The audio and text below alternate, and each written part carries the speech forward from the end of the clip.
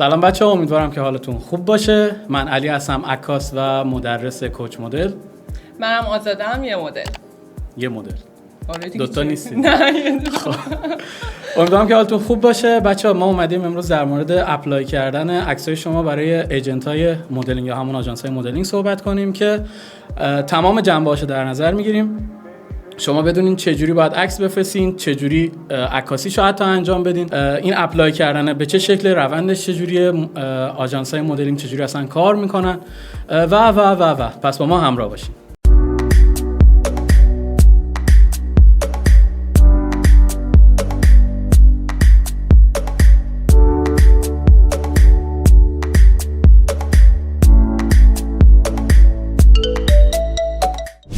اولین چیزی که هر مدل باید داشته باشه عکس پولاروید یا عکس دیجیتاله. حالا شاید بپرسید که عکس پولاروید چیه؟ علی جان، عکس پولاروید چیه؟ بچه‌ها عکس پولاروید کلا ماهیتش برای اینه که مدل خود واقعیشو به حالا کلاینت ها یا ایجنت ها نشون بده. چرا؟ چون خب عکسایی که حالا گرفته میشه توی سبکای متفاوت یا مثلا نورپردازی‌های خاص، همون عکسایی که تو آتلیه میگیرید دیگه، مثلا خیلی خاصه یا حالا تو سبکای متفاوت فشن و حالا گلومار و هر چیزی گرفته میشه، باعث میشه که اندازه فیس، نوع فیس، بخاطر نورپردازی و اینجور داستانا، نوع فیس، اندازه بدن و حتی روتوشی که حتی توی فیستون به وجود میاره اون عکس‌ها باعث میشه که کاملا مصنوعی بشه. آژانس‌های مدلینگ نیاز دارن که خود واقعی شما رو ببینن. پس باید حتما قبل از اینکه هر نوع عکس دیگه بفرستین، عکس‌های پولاروید یا دیجیتال خودتون رو برای اپلای کردن چه کلاینت چه ایجنت ها ارسال کنید. عکسای پولاروید عکسای ساده و طبیعیه که از مدل گرفته میشه که یه سری نکات داره. اینکه نباید ادیت بشه، از نورای فانتزی مثل زرد و قرمز و آبی اینا نباید استفاده بشه، کاملا بدون بک‌گراند باشه و مدل کاملا ساده باشه. بدون بک‌گراند باشه منظورش اینه که بک‌گراند سفید باشه، یعنی خام باشه. و اینکه از نورای طبیعی هم برای عکاسی استفاده بشه خیلی بهتره. خب بچه‌ها، برای گرفتن عکسای پولاروید اصلا نیازی نیست آتلیه برید. حالا ما یه سری نکات رو بهتون میگیم که توی خونه خیلی راحت بدون اینکه تجهیزات خاص نوری داشته باشین یا اینکه برید خریداری کنید، اینا رو بتونید عکسای خودتون رو بگیرین برای اینکه اپلای کنید عکستون رو به ایجنت ها. اول اینکه نیاز نیست از نورای خاص مثل الان ما تو نورپردازی تو بک‌گراند ما داریم می‌بینید استفاده بشه. این برای ویدیو بچه اصلا برای شما اصلا نیست. یعنی اصلا نیاز نیست که شما بخواید اینا رو تهیه بکنید.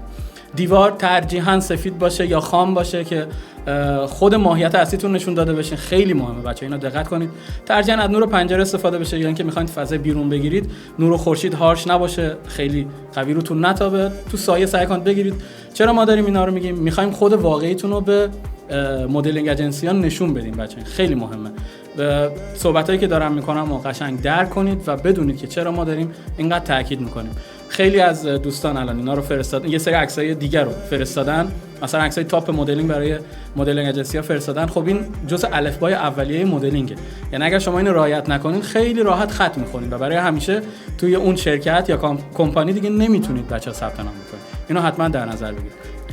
نیازی نیست که جست‌های های فشن یا فشن بگیرید، ولی یه جست ساده داشته باشید با یه لبخند ملی خیلی کمکتون میکنه که آژانس‌های مدلینگ شما رو انتخاب کنند. بالاخره هر مدل باید حتی اگه جستی هم نداشته باشه اون استایل مدلینگ خودش رو حفظ کنه. مدل عکس پولاروید برای بعضی آژانس‌ها متفاوته، ولی معمولاً همشون این چند چیزی که ما می‌خوایم بهتون بگیم و باید داشته باشن. خب حتما باید عکس تمام قد داشته باشین بچه‌ها. حتما از روبرو، زاویه 45 درجه، هم نگاه به دوربین هم کامera آف. ما این عکس‌ها رو میذاریم قشنگ ببینید. من دارم نشون میدم. این عکس‌ها رو جدا میذاریم، از خود آزاده گرفتیم. این عکس‌ها رو میذاریم ببینید بچه‌ها. زاویه 45 درجه هر دو طرف، چون نیازه که آرواره ها نوع فیس کامل دیده بشه و یک عکس پورتره، یک عکس کاملا بسته که تماما میذاریم اینا رو توی تصویرها. ببین جست نگردید. لباس مناسب عکاسی پولاروید برای خانوما، لباسشون باید کاملا جذب باشه، شلوار جین داشته باشن، مشکی باشه بهتره، حالا آبی هم باشه مشکلی نیست. و بالا تنه، نیم تنه یا تاپ باشه. بچه این برای فشن مدل ها بوده، فرق داره. آره. اوکی. و اینکه کفش پاشنه دارم بپوشید خب خیلی بهتره، ضروری نیست ولی فرم بدنتون رو خیلی قشنگتر نشون میده. حالا اگه بخوان فیتنس مدل فیتنس باشن یا لباسی بخوان کار کنن خب باید با بیکینی عکس بگیرن. خب لباسایی که آقایون باید بپوشن حتما باید تیشرت باشه و جذب باشه. سعی کنن از پایین تنه جین استفاده کنن. این برای مدل‌های فشنه بچه‌ها، باز میگم تاکید میکنم. تیشرتی که میپوشه مثلا من نباشه، اینجوری تردار نباشه اصلا به هیچ عنوان. باید ساده باشه. سفیدم باشه اوکیه، مشکلی نیست. در مورد بک‌گراند هم که قبلا صحبت کردیم. ولی برای کسایی که میخوان به صورت فیتنس مدل باشن یا حالا مدل لباس شنا باشن، میتونن نیم تنه بالا یعنی نیم تنه بالا رو لخت نگه دارن اما نیم تنه پایین همون جین باشه یا اینکه با مایه عکاسی کنن. خب حالا آرایش و مدل موتون برای عکسای پولاروید چجوریه؟ آرایش اصلا نداشته باشید، چون اگه آرایش داشته باشید غیر حرفه‌ای بودن نشون میده یا اون کلاینت فکر میکنه چیزی توی صورتتون داشتین که میخواین اونو پنهونش کنید. ولی در حد اینکه بخواید کانسیلر زیر چشماتون بزنید و یه رژ ساده داشته باشید مشکلی نداره. همچنین برای مدل موهاتون هم نباید مدل موهای فانتزی داشته باشید، چه آقایون چه خانوما. و اگه میخواید عکس بگیرید برای قدی اگه موهاتون باز باشه مشکل نیست، ولی برای عکس کلوزآپ و عکسای مدیومتون حتما موهاتون رو جمع کنید که باید گوشتون و زاویه‌های صورتتون دیده بشه توی عکس‌ها. کلاً عکس پولاروید برای اینه که ماهیت واقعی خودتون رو نشون بدید، نه اینکه حالا با یه آرایشی با یه مدل، اصلا اینا مطرح نیست، خود واقعیتون رو میخوام ببینن. این خیلی مهمه. دقیقاً برای آقایون هم همینه، یعنی شما نباید موهای فانتزی آنچنان داشته باشین. نیاز نیست که حتما خط داشته باشین توی فیس و اینا، ولی خب ژولی دیپولیده هم جلوی دوربین قرار نگیرین بچه. خیلی موضوع مهمیه که حالا ما مدام داریم توی ویدیوها داریم اینو به شما عزیزان، حالا کسایی که مدل هستن چه مدل نیستن، داریم تاکید میکنیم.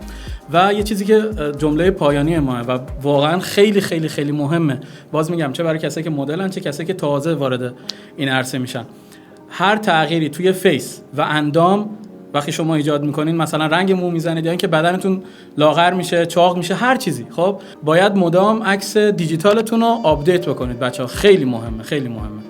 خب مرسی از شما. مرسی از شما که همراه ما بودین. ما دیگه هر تقریبا هفته دیگه آپدیت میکنیم ویدیوها رو. یه استارت خیلی قوی زدیم، هم من تو فیلد خودم، آزاده خانم تو فیلد خودش. قراره که کلی آموزش این شکلی در مورد حالا مدلینگ و اینکه چجوری اپلای کنین، حالا هر چیز دیگه‌ای که به جهان مدل و مدلینگ مربوط میشه رو در اختیارتون بذاریم. خدا نگهدار.